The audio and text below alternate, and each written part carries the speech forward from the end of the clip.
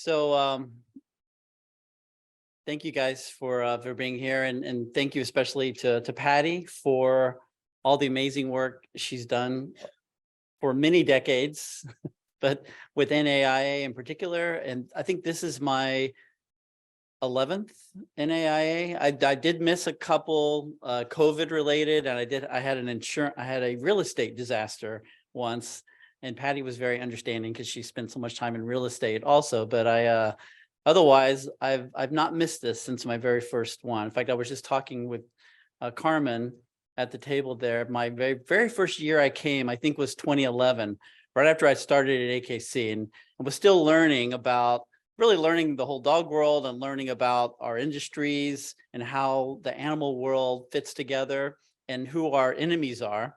And I saw someone mentioned Dog News magazine, and Matt, who used to write in Dog News, if you read Dog News, he used to write about me occasionally, but he'd always spell my name wrong. So the first time I came here, he said, and Mark Dunhill was at NAIA for some reason, and that was all he had to say. But so later he got my name right, and then it wasn't, he actually was quite nice to me after he figured out how to spell my name. But for the longest time, I was that Mark Dunhill guy, and nobody was really sure what I was doing. But what I was really doing was going out and learning from people who know best. And so I come from kind of a quality background at Kodak.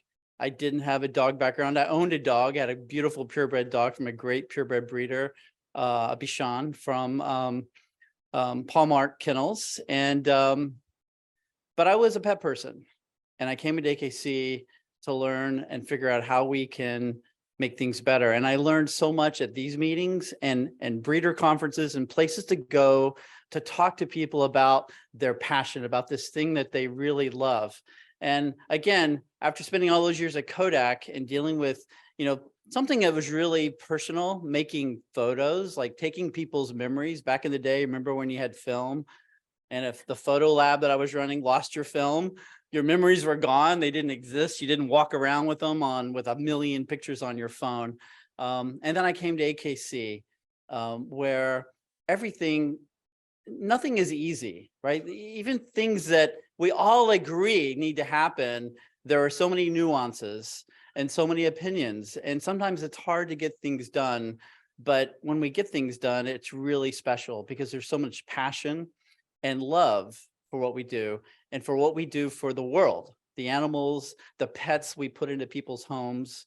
And then, the theme of this conference, preserving our breeds and protecting the human animal bond, to make sure that's there for our grandchildren, our great-grandchildren. So when I thought about this talk today, and it is weird, I'm not usually the first speaker. I'm not sure how I got this gig today. I think Patty wanted me to keep it short, but normally I'm like on the second day, and I sit back there at the back table and I write my whole presentation during the meeting. I don't know if anybody else ever. I know Marty does that, but so today I had to actually kind of try to be prepared, but I took an easy way out. I thought, how can I get this started? There we go. The golden age of dog breeding. When I talk to breeders, and I'm out there learning about the world, I always, there's this wistfulness around the past, around the greats. And if you've ever been to AKC National Championship, you've heard about the greats. You've heard the amazing speech on the greats, the great dogs. And there's also the great people that really, we all stand on their shoulders, the work that they did, especially in the 20s and 30s, 40s, leading into the 1950s. Those breeders created amazing pets. They ran really important kennels. They developed breeds, brought breeds to where many of them are today. And when you look at some of the old images and you see a breed and you're like, wow, that's from 1940. And that looks an awful lot like a Labrador Retriever today, right? This is our roots.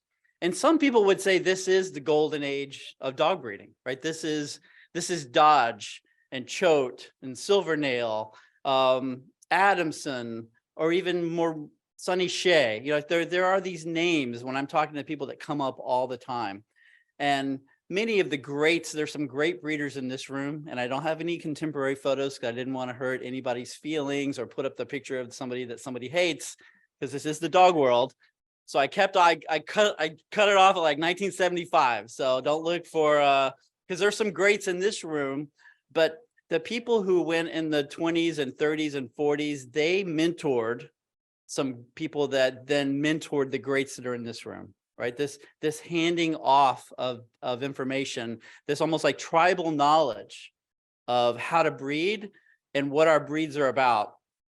So now, all the pictures I'm going to show you are from that period, but I'm going to argue something completely different, that the golden age of dog breeding is coming. That these are our forebears. This is the people, again, whose shoulders we stand on, and but there are things happening right now that make dog breeding, putting us in a position to where we will be entering this golden age. And I'm gonna talk about that. That might be a little shocking, but I think that's the point of this meeting, is where are we going next?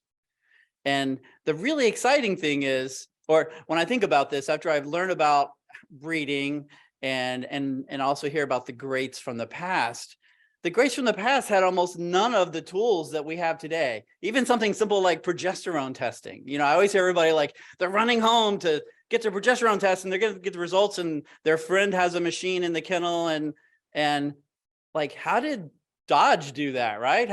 How did you, some of you guys were around for that period. How did we do that?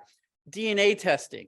You know, you think about the power of DNA, the power of understanding the genetics of your dog, and where we are today, which again, I would argue is just the beginning. And I'm not going to steal Claire's speech in a few minutes, but we are just at the kind of the tip of really starting to understand what our genetics can tell us about breeding stock and what's going to come out of that breeding stock. Things like, even things that have been around for quite some time, but that we didn't have the benefit of during that period of the greats, like OFA. Being able to have a place where not just hips and patellas and elbows are looked at and scored, and that data is stored, but where all of our health information is stored, where it's other breeders can see, one breeder can see another breeder's health information before they make a decision on a stud dog or to buy a puppy. Big data. If you think about where we're just getting to the point where we can start to pull all that together and really create, take what Carmen is going to talk about some, or some of Carmen's other speeches about learning from the dogs you have and their strengths and weaknesses, and basically understanding, predicting, using statistics to predict what their probable outcome, that expected breeding value of a dog, based on all that phenotype information, health, DNA, and what you can observe with your own eyes. All those tools are only getting more robust right now as we speak. There are things happening at AKC that are going to help this. Huge investment by the AKC board into the DNA program, and also into capturing more data, more phenotype data, to make that available to breeders and also to the research community. If you look at how much money AKC has invested through CHF and Canine Health Foundation, most of these, the things we do understand about DNA and about even some basic diagnostics, health diagnostics, a lot of that goes back to that funding, and that is only going to increase. There are opportunities right now that we're in a position to talk about and to take care of. And, you know, normally when I do a talk, I have this one chart I always show, and I was bound and determined I wasn't going to mention it today, but as I speak, I feel like I need to bring it up. I actually drew a little picture of it on my little notes here. But there's this one chart I always show, and it ties back into this history, and it ties into where we're going. But I have this chart that looks like a mountain. If you kind of picture it with your mind, like here's like the 1930s and 1940s of AKC dog registrations. And then after World War II, they go up, and they go up really sharply. And this is in this period of where these great kennels were producing great pets, great show dogs, but also producing thousands and thousands of great pets. And this climbed and climbed and climbed. And then there was a little dip in the 70s. Okay, Jimmy Carter, the Malays, it actually, you can see it in our dog registrations. They go down for a few years and then they go back up again to the go-go 90s. AKC peaked in 1993, registered 1.4 million dogs. And then for 20 years, AKC registrations declined. The fancy declined. At the same time, dogs weren't being less popular. Dog popularity was growing rapidly throughout that period. People were spending more on their dogs. The humanization of pets started to happen, but AKC was in decline. And it really took us until about 2013 is when we turned the corner. Now we've obviously, we have gone up. I think we're 9 years in a row of increasing the number of people breeding AKC litters, the number of dogs we produce. But the overall demand for dogs in this country far outstrips what the best breeders are producing. If you think about, I'll throw some more numbers at you. If there was about 90 million pet dogs in the United States, and this was a pre-COVID number, so I haven't gotten the APPA numbers yet. I'm still waiting on the new APPA numbers. Maybe Vic Mason may know them, but let's just use 90 million because that math is already in my head. So at 90 million dogs in the country, and we know dogs don't live forever. So we know that dogs live about, I use 11 years on average. So if dogs live 11 years on average, then that means every year 1/11 of our dogs have to be replaced. So 1 divided by 11 is about 9%. 9% times 90 million is 8.2 million dogs. Replacement dogs, not reused dogs or rehomed dogs, right? These are new dogs. AKC breeders produce about 1.7 million. So there's a huge gap between what AKC breeders produce and what the country needs in terms of dogs. So here we are at this point in time, similar to this golden age in the 40s and 50s when there was this huge demand and people wanted a purebred dog, and purebred and AKC dogs were the dogs to go out and get. We're at this same point again where there's much more demand than our breeders can supply today. But we have tools. We have things that we didn't have 20 years ago, things we didn't have 40 years ago or 50 years ago, things we didn't have 5 years ago. And in 10 years from now, we're going to have an even better understanding of health and even animal welfare, understanding husbandry from a scientific point of view. Look at what's happening at Purdue University, what Dr. Croney is doing over there, and some other places are now picking up the ball and running with it. But the things that we have in place today really position us to do well. And what we have to do is believe, right? Breeders have to believe in themselves, that breeders are good. All breeders need to stand up for all breeders and help breeders that need help. Breeders that if you're not mentoring, if you're a great breeder and you're not mentoring someone else to replace you, you're not helping your breed. We had this meeting with the AKC delegate body a few years ago. It was the Parent Club Education Conference. I think it was about 5 years ago. And I got to work with a couple of delegates, Helen Prince and Karen Dorn, and we did a presentation to the delegates. And I said to the delegates, we had this amazing body of delegates. There were about 400 people in the room. And I asked how many were still breeding. And predictably, very few hands went up relative to the overall number of delegates. And the thing we lose is if you're not actively mentoring someone to replace you, and you're worried about your breed, you're worried about preserving your breed, then you aren't actually contributing. You're not actually making things better. So what we have to do is use the resources of the American Kennel Club, of other great organizations that are trying to help, universities, and pull together the kind of education that breeders need, and to give them the confidence to where they know breeding is a good thing. Breeding isn't a bad thing. We need great pets. And I'll finish on this, that even in the animal welfare world, this is understood. You know, there are conferences where breeders are demonized on the one hand, and the next agenda topic is where the dog's going to come from, literally. And so the understanding that, you know, and I'm not going to go into the myth of overpopulation and things like that, but I think I just kind of dispelled that with the country needs 8 million dogs, and AKC breeders are producing about less than 20% of that. But we have to pull together, and that's what's great about this group, and that's what's great about what NAI does, and that's what's great about you. Everybody that took time out to be here on Memorial Day weekend to meet with other people, to network and to learn from other industries and to teach other industries what we've been through and what the threat's been for us, but not just to focus on the threat and the woes me and, oh, the good old days. The good old days are ahead. We just have to be super positive. We have to be our best. We have to raise great dogs. We have to care about the pets we create for their whole lives. And we have to use the tools you're going to learn about on this weekend. The things that Dr. Wiley is going to talk about, the things that Dr. Battaglia is going to talk about, Temple's speech. I can't remember. There's another doctor. There's another one talking about, who was it? Pink. Yes. Sorry. What's your Pancrath, talking about how what you're doing with dogs, how you raise dogs, and how that affects their whole life. Even understanding husbandry better today. We have so many more tools at our disposal and so much information and data.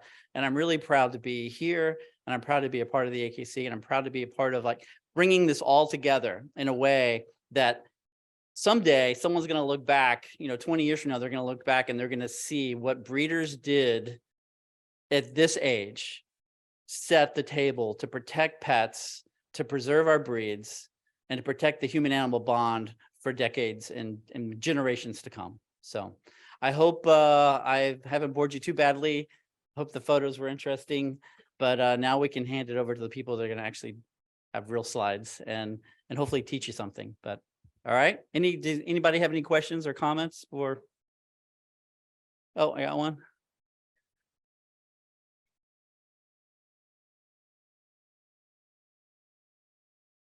The main thing I attribute it to, and this is, I really attribute it to customer service, if you want to know the truth. I think for a long time, AKC, and we have some AKC board members and former board members in the room, AKC ran itself like a club. And we all know clubs go through ups and downs and personalities. And I think Ron Mineker and Dennis Sprung brought in people. Actually, that's why I came to work at AKC. And I brought in a customer service and quality background. And we said, we need to listen to our customers. We need to respect them, and we need to give them the things they need. That we're not just the judges, right? There's a place for that. I'm not involved in judges operations, by the way, at all. I stay away from that, but we do run a big call center. We take 60,000 contacts a month. We have about 70 agents, and it's actually, our call center is now recognized internationally as one of the top call centers in the world. In fact, one of our leader of the call centers probably going to get an award at this big meeting in Vegas in a couple of weeks. But treating, listening to the customer, learning and understanding what people want. Most of our customers are just pet people, right? They just want to register their dog. We need to help them do that. And then on the breeder side, there's a huge dedication. AKC's created under this kind of a new thought process, hundreds of hours of breeder education that's totally free online. We have staff that works in the field, works directly with commercial breeders primarily to help bring commercial breeders along and bring them to where we want them to be in terms of health and welfare and registration and data and record keeping. And of course, we're doing a lot of things right now. We have breeder seminars that are now going on that AKC is sponsoring. We did one at IKC in January. There's one going on in Houston. If you're going to go to the Houston shows this year, we're going to try to do a lot more of that this year. We have a whole team working on that to not just have online education, but to do more in-person education. Anybody else? Oh.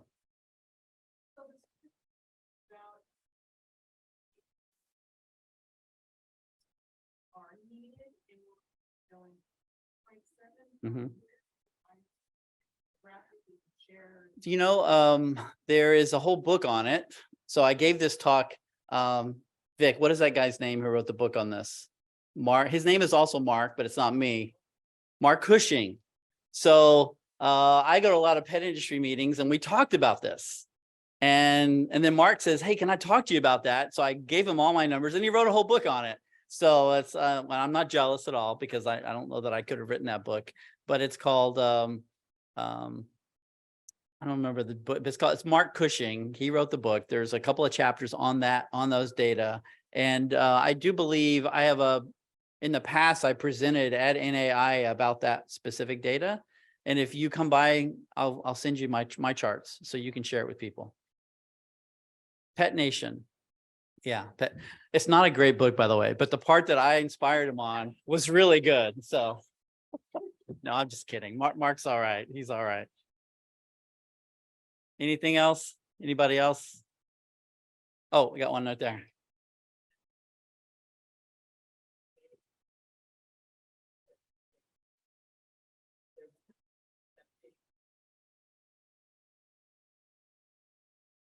I think that's a big part of it. If you look at all my first two jobs at AKC were to figure out how to bring mixed breed dogs that could do companion events like agility and rally and obedience into AKC, and also how to work with pet stores.